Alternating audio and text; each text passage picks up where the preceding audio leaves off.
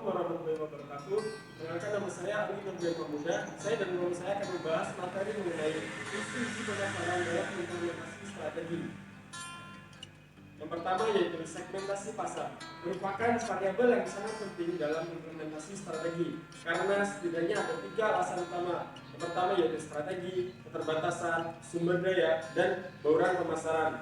Kemudian ada pemosisian produk, merupakan pengembangan skema presentasi yang mencerminkan produk atau jasa, pesaing, dan dimensi-dimensi terpenting bagi kesuksesan dalam industri. Kemudian ada isu-isu pemasaran terkini. Isu pemasaran yang menjadi perhatian saat ini adalah tentang seberapa jauh perusahaan dapat melacak pergerakan individu di dunia maya. Pemasaran saat ini lebih menitik beratkan pada membangun hubungan antar pelanggan dengan pelanggan daripada hanya sekedar menginformasikan pelanggan tentang produk atau jasa.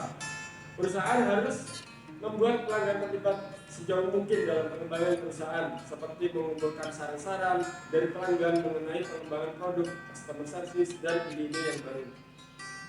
Kemudian ada prinsip-prinsip baru dalam pemasaran berdasarkan Peirce, Janet, dan Weinberg. Prinsip-prinsip baru dalam pemasaran adalah sebagai berikut. Yang pertama yaitu jangan hanya berbicara pada pelanggan, bekerja dengan mereka lewat proses pemasaran. Kemudian yang kedua adalah berikan pelanggan sebuah alasan untuk berpartisipasi. Kemudian yang ketiga, dengarkan dan bergabunglah percakapan di luar website perusahaan Anda. Yang keempat yaitu menahan godaan untuk menjual, dan menjual. Ganti yang lebih menarik, dan lebih menarik lagi untuk pelanggan.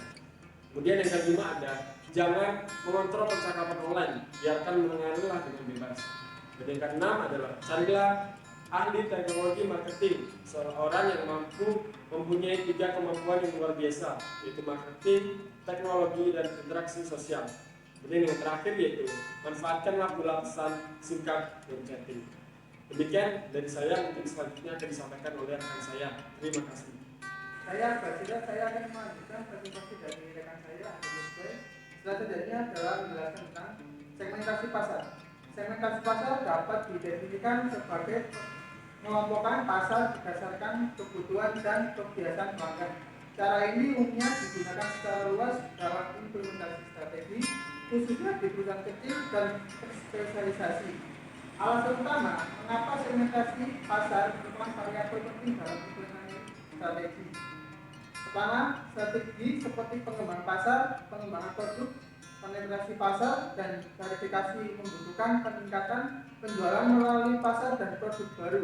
Untuk mengimplementasikan strategi ini dengan sukses, pendekatan segmentasi pasar yang baru dan terbaru diperlukan. Yang kedua, segmentasi pasar memungkinkan sebuah perusahaan beroperasi dengan sumber daya yang terbatas karena produksi, distribusi, dan pengiklan secara massal tidak diperlukan. Segmentasi pasar memungkinkan perusahaan kecil untuk bersaing dengan perusahaan besar dengan memaksimalkan keuntungan per unit dan penjualan per segmen.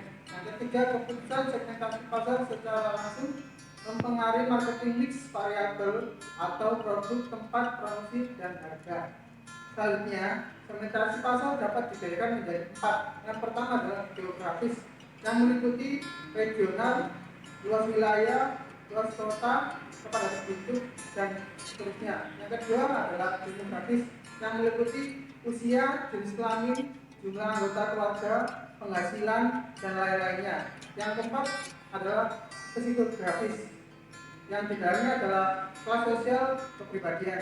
Yang terakhir adalah behavioral, yang di dalamnya adalah status server, tingkat pengumuman, kesederhanaan, dan lain-lainnya.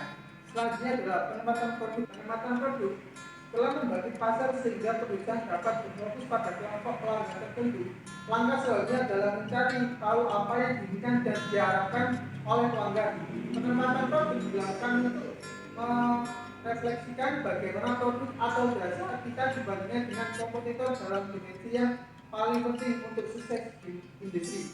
Tahapan-tahapan dalam penempatan produk adalah sebagai berikut. Yang pertama adalah pilihlah kriteria kunci yang secara efektif membedakan produk atau jasa di industri. Yang kedua, buatlah diagram 2 dimensi penempatan produk dengan kriteria tertentu pada setiap eksis. Yang ketiga, plot produk jasa kompetitor pada matriks keempat kuadran. Yang keempat adalah identifikasi area dalam peta penempatan di mana produk atau jasa perusahaan paling kompetitif. Yang terakhir adalah bangun rencana pemasaran untuk menempatkan produk atau jasa secara tepat. Selanjutnya akan dilanjutkan oleh rekan saya. Terima kasih. Saya Fitri Veronica, saya akan melanjutkan presentasi dari rekan saya. Aturan dalam penggunaan penempatan produk. Sebagai alat implementasi strategi, yang pertama, lihat lubang atau area yang kosong, kesempatan strategi terbaik mungkin pada segmen yang belum tercakup. Yang kedua, jangan melayani dua segmen dengan strategi yang sama. Biasanya sebuah strategi yang sukses dengan satu segmen tidak dapat secara langsung ditransfer ke segmen lainnya. Yang ketiga, jangan memposisikan diri Anda di tengah. Bagian tengah biasanya berarti strategi yang tidak jelas mempunyai karakteristik yang berbeda. Selanjutnya, kriteria strategi penempatan produk yang efektif adalah yang pertama, perbedaan yang unik dari perusahaan dibandingkan dengan pesaing. Yang kedua, mengarahkan pelanggan untuk memperkirakan pelayanan yang lebih rendah dibandingkan apa yang perusahaan sampaikan. Selanjutnya, isu-isu terkait penelitian dan pengembangan atau litbang. Latar belakang mengapa litbang menjadi bagian penting dalam implementasi strategi adalah sebagai berikut. 1. Pekerja litbang bertanggung jawab atas pengembangan produk baru dan perbaikan terus-menerus atas produk yang sudah ada.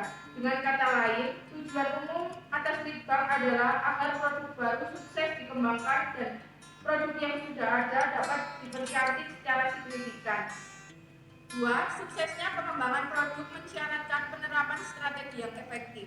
Strategi yang umum dipakai perusahaan diantaranya pengembangan produk, penetrasi pasar, dan diversifikasi. Oleh karena itu, pekerja litbang harus memiliki pemahaman terhadap teknologi, pasar, selera masyarakat, hingga spesifikasi produk agar dapat menyusun strategi yang efektif. 3. Dukungan manajemen terhadap litbang seringkali dibatasi oleh keterbatasan sumber daya. Sekian yang dapat saya sampaikan. Wassalamualaikum warahmatullahi wabarakatuh.